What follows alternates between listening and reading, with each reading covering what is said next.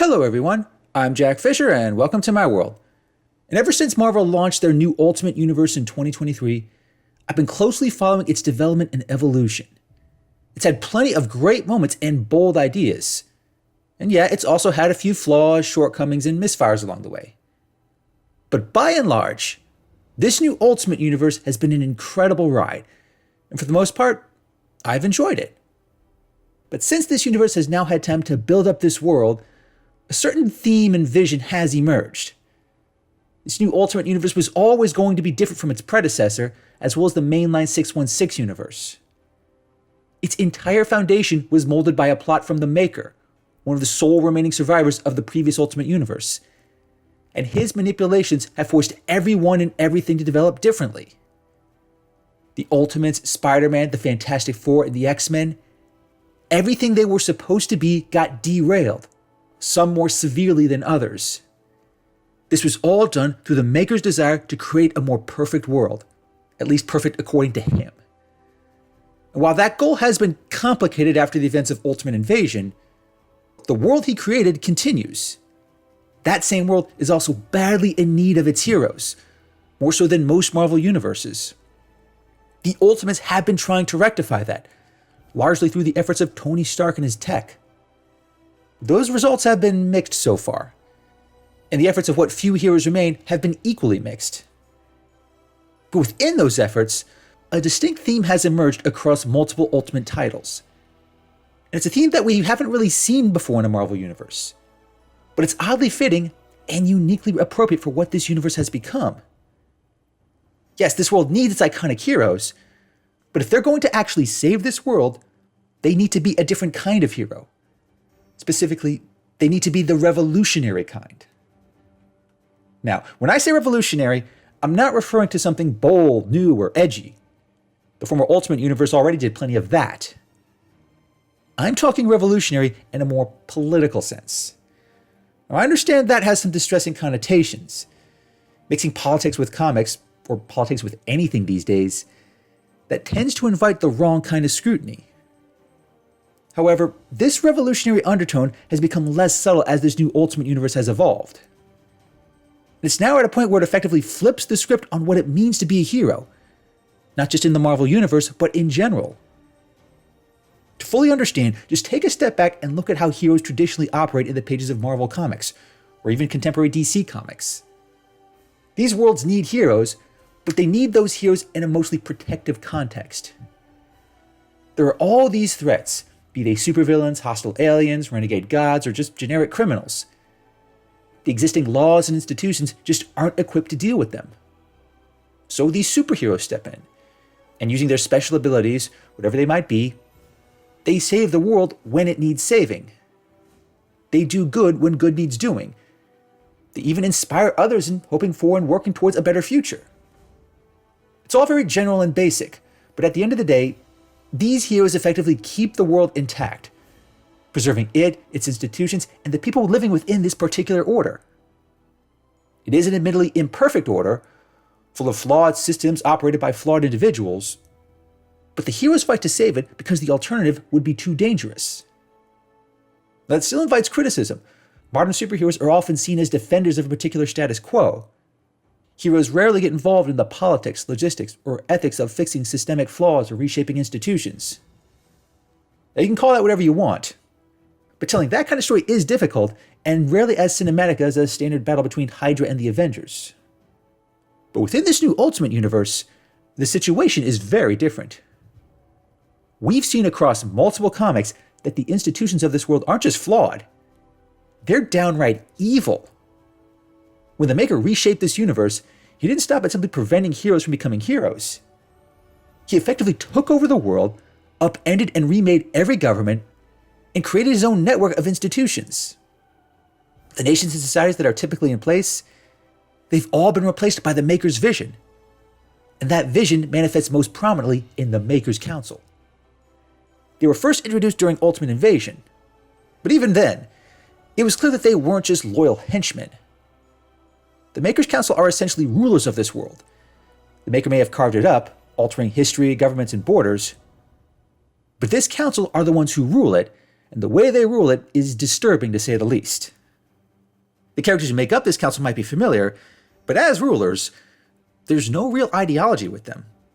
There's not even much in terms of vision. After the Maker's defeat in exile and ultimate invasion, the primary goal of the council is to preserve, expand, and strengthen their hold on power. How they go about it varies, and we see it play out in many ways across multiple books. But it's clear that without the Maker, the system isn't just flawed, it's tyrannical in the highest order. The council does not tolerate opposition of any kind. They arrest, detain, and abuse random people for contrived reasons. They also exercise tight control over every single media narrative.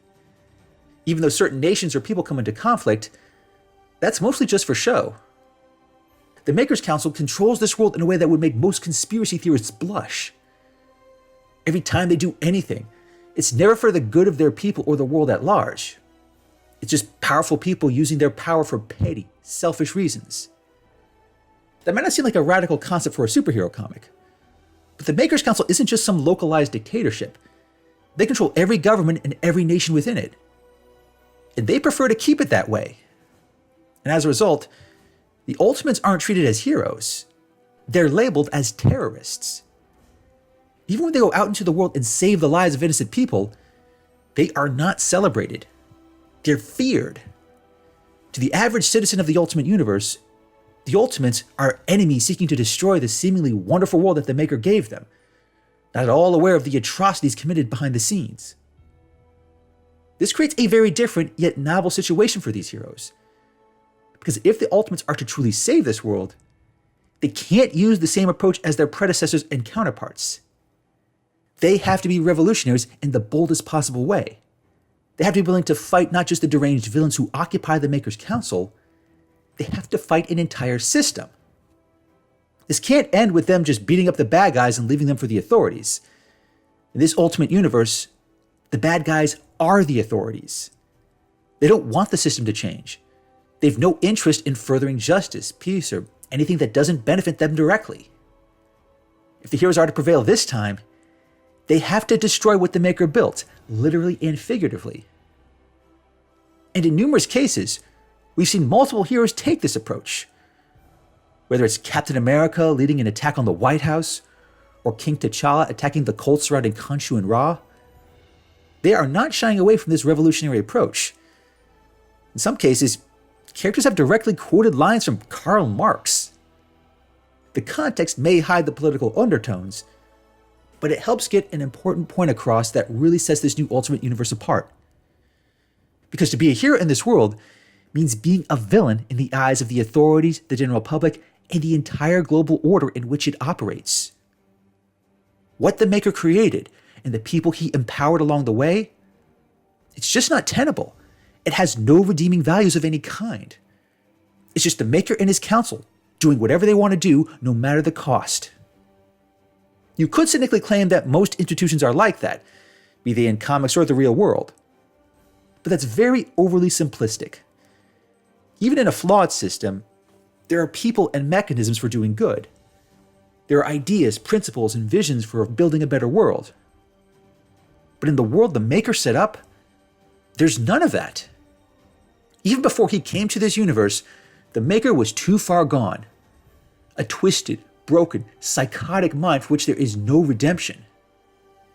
The Maker may claim he seeks to create a perfect world, but his idea of perfect is just so deranged.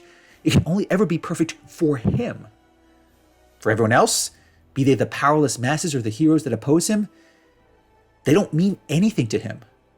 They mean nothing to the council he created. They're all just obstacles. And when those in power see everything else as an obstacle, there's just no room for reform. You don't just need bolder tactics, you need a wider revolution. One that acknowledges a system cannot be saved and one committed to building something better. In our own world, history has plenty of examples. Yes, many revolutions do fail, and some end up creating a system that's as bad or worse than what it overthrew. So in that sense, the heroes of the new Ultimate Universe have a lot working against them. Even if they manage to defeat the Maker and his council, what comes next? How do they go about rebuilding this world? That is an interesting question, and one that's difficult to answer in traditional superhero comics. But this new Ultimate Universe presents an opportunity to tell a different kind of superhero narrative. The fight won't just end with the defeat of the evildoers. If anything, the real challenge begins when they have to pick up the pieces of this broken world. They'll have to get over vast swaths of people believing that they're terrorists. They'll have to work through the countless manipulations and machinations that the Maker implemented. They can't just go back to the way things were supposed to be. The Ultimates already tried that. For this world to genuinely thrive, its mightiest heroes must be more than just heroes. And I genuinely hope that Marvel does not shy away from telling this story, because it's a story that needs to be told, given the current trends of the real world. However the events of Ultimate Endgame play out, only time will tell. But I look forward to seeing it play out. You yourself may genuinely believe that our world is overdue for a major revolution, but the 6160 universe needs one even more. And if that means its mightiest heroes must become the ultimate revolutionaries, so be it. Thanks for watching, everyone, and thanks for joining me in my world. Please remember to like, comment, and subscribe, and until next time, take care and stay safe.